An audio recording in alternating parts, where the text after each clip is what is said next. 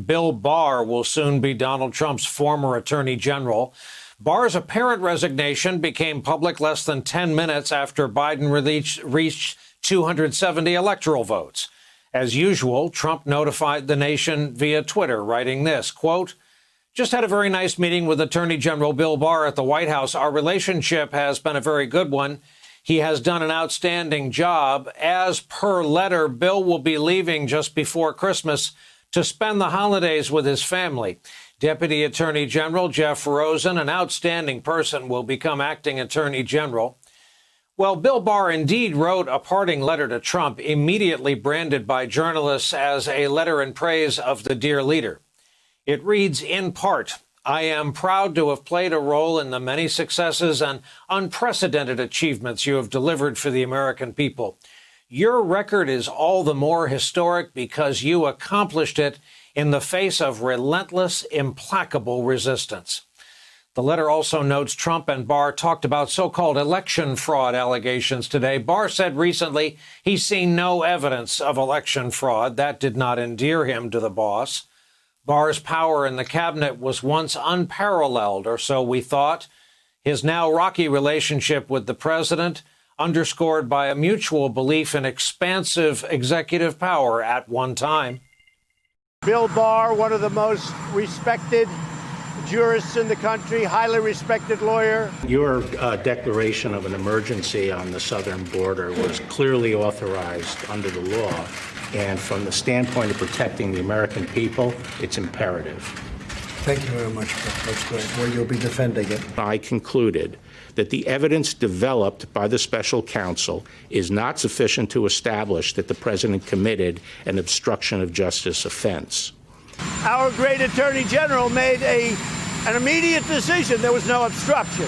Bill Barr can go down as the greatest attorney general in the history of our country, or he can go down as just an average guy. It depends on what's going to happen. Elections that have been held with mail have found substantial fraud and coercion. Mr. President, can I ask you to respond to the comments by your attorney general, who indicated he has not seen at this point any evidence of fraud enough to overturn the election results? Well, he hasn't done anything, so he hasn't looked.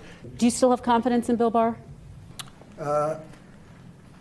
Ask me that in a number of weeks from now. Bill Barr should have stepped up.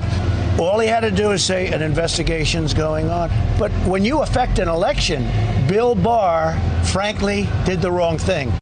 Here is the Wall Street Journal editorial page cementing their title as House Organ tonight. Bill Barr has certainly earned the right to leave early. He has been the right man at the right time for that difficult job, with the principles and toughness to make difficult decisions despite bitter Democrats in Congress and a willful President Trump.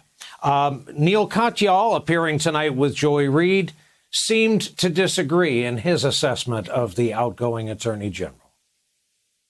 This attorney general is just despicable. I mean, attorneys general have historically stood for the rule of law, and this person has spit on it. And attorney generals stand for even-handedness and justice being blind, and this attorney general stands for justice being about who your friends are. Attorney generals are supposed to stand up for career men and women of the Justice Department. He openly defies them and makes fun of them. And attorney generals, most of all, Joy, are supposed to protect Americans, not tear gas them. He's going to go down as the worst attorney general in our lifetimes, which is fitting because President Trump is going to go down as the worst president in our lifetimes. So I guess these two have managed to accomplish something in the end.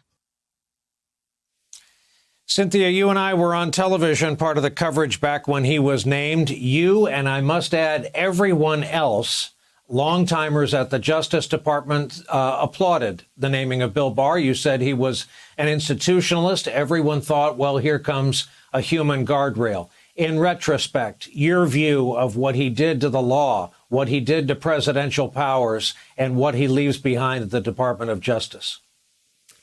Yes, well, I've certainly eaten my share of crow on that. I will say that this attorney general, I would agree with Neil, is the worst attorney general in my lifetime. And that includes Richard Nixon's attorney general. He has done generational damage to the Department of Justice, and just the general concept that no man is above the law. He has lied to the American people. He has lied to Congress. He has helped President Trump's friends. He has punished his enemies. He has even tried to get the Justice Department to help President Trump out in a personal rape case. There is no way anybody can defend the job that he has done as an attorney general. And I don't know how long it's going to take to repair that damage in the eyes of the American people. Hey there, I'm Chris Hayes from MSNBC. Thanks for watching MSNBC on YouTube. If you want to keep up to date with the videos we're putting out, you can click subscribe just below me or click over on this list to see lots of other great videos.